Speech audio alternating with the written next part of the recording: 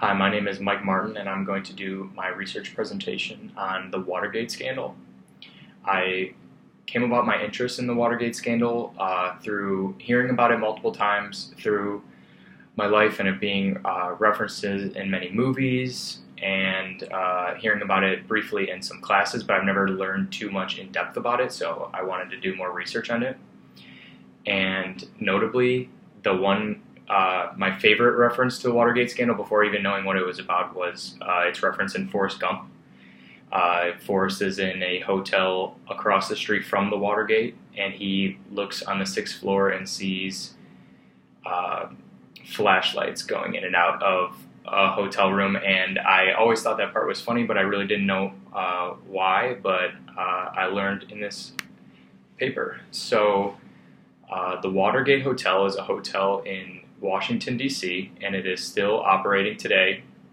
It's a luxury hotel and more of a tourist attraction more than anything today, but everybody that goes there knows about the scandal. It's located in 2650 Virginia Ave, Washington, D.C.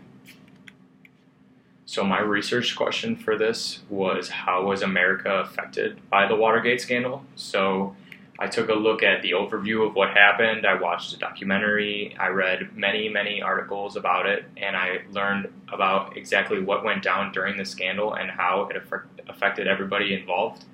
And I took a look at short-term effects of the Watergate scandal and long-term effects of the Watergate scandal. So what had happened was on May 28, 1972, 5 burglars hired by the re-election committee of President Nixon broke into the Democratic National Committee. And they had a locksmith on their team who initially got them into the hotel, and as they head up to the 6th floor, their leaders, Howard Hunt and G. Gordon Liddy, were watching from across the street, or were watching from their hotel room actually in the Watergate hotel, radioing back and forth, hearing updates about it. And they also had another accomplice, Alfred Baldwin, on the lookout across the street in a different hotel, and he comes into play a lot later. One notable thing about the first time they broke into the Watergate Hotel is that the famous quote, "the horses in the house," was used during that, and that was a radio signal to Howard Hunt and G. Gordon Liddy that the guys were in place to do dirty business. So once they got in, their mission was to wiretap phones to spy on the Democratic Party to use against them for the re-election of Richard Nixon. It was very successful. They successfully wiretapped phones, but they had to come back in 20 days to fix one of the taps because one of the phones got disconnected. One of the bugs on the phones got disconnected. This is where things started going downhill for the 5 burglars.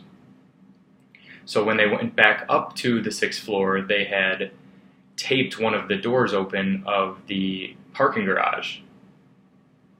So they put a piece of tape over the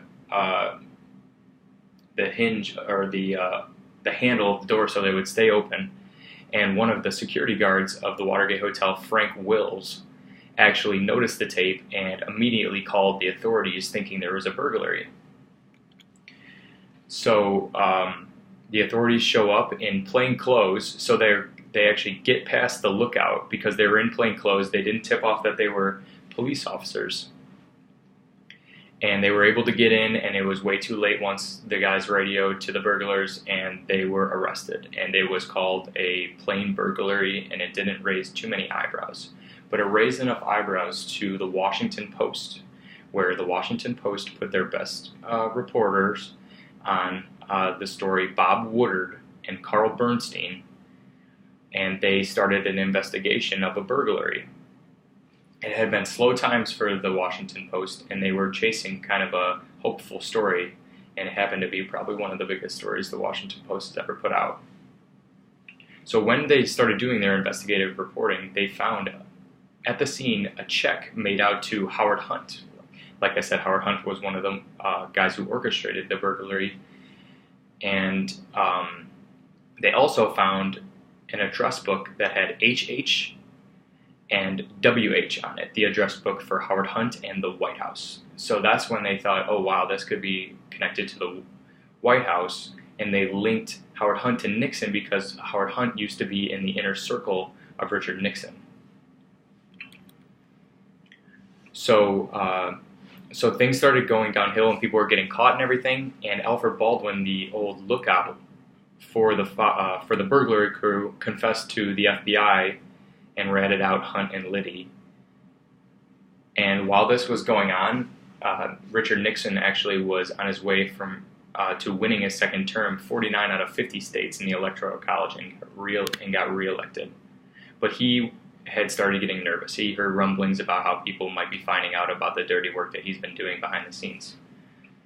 So once the trial goes on, everybody's starting to find out about everything. The next major step was that Nixon refused to give up the Nixon tapes. The Nixon tapes were videotapes and recordings of the Oval Office, of his meetings and his phone calls, and it had irrefutable evidence that he was involved in the wrongdoings of the Watergate scandal, and it also, all these things proved that there was way more acts of dishonesty like the Watergate scandal that he's been doing for all of his elections. So on October 20th, 1974, there was a day during the trial that was called the Saturday Night Massacre because the Attorney General and Deputy Attorney General resigned because of the Watergate findings, and this is just one of the days where everything just started going downhill. And the statement released after the Saturday Night Massacre was one of the more famous statements by Nixon, and it's when he said the famous line, "I'm not a crook." So the Supreme Court ruled that the tapes to be handed over, and this meant that Nixon was going to definitely be impeached. But before he could get impeached, he handed in his resignation and ended his presidency, making Gerald Ford the active president, his vice president. So now I'm going to go into the short-term effects of what happened after the Watergate scandal. Obviously, I just said that Nixon resigned and Gerald Ford took over. This made Gerald Ford the first vice president or president to be elected without being to be the first vice president and president to ever be put into office without being elected. He was appointed for both positions, both vice president and president. He was appointed as vice president because during the Watergate trial, the first vice president resigned. So Gerald Ford was put in as vice president, and then finally he was put into president. So the last short-term effect of the Watergate scandal was that the Supreme Court reigned supreme. This means that they had a check over the executive branch, and they showed that they were a higher power and ruled against the executive branch, and the executive branch isn't as powerful as they thought. So now going into the more of the long-term goals, the trust in politicians declined. This probably took a long time for a lot of people to trust politicians again because of how dirty and sleazy this was for Richard Nixon. And another long-term goal was new legislation put in place following the Watergate scandal. Namely, the Freedom of Information Act was probably the most important amendment that happened after the Watergate scandal, and this made for a more transparent government, and this meant that meetings and reports and everything from other branches of government had to be public and reported, and which is an obvious result of what happened to Nixon. Another long-term effect was the rise in investigative journalism. After Woodard and Bernstein put out their fantastic investigative reporting started popping up in every local newspaper as an actual newsroom and got more popular for people going to school to be journalists. And Woodard and Bernstein were awarded the Pulitzer Prize in following their efforts in the Watergate scandal.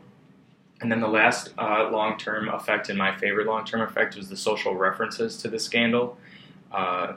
Namely, the gate suffix. So any scandal that happens in pop culture or politics, people will say blank gate, like the New England Patriots in 2015 were in the scandal called Deflategate, where they were involved in allegedly deflating footballs to help them throw in an AFC Championship game, and this resulted in many penalties and suspensions for the New England Patriots. And another gate that is popular is people refer to the Clinton-Lewinsky affair to Monica Gate. Another social reference that goes along with the Watergate scandal is the constant quoting and Nixon impersonation of him saying, "I am not a crook." In conclusion, this was a very, very interesting topic, and I loved researching it, and I felt as if I had actually more to say than I actually did. And I wanted to just thank you for a great semester, and have a happy holidays.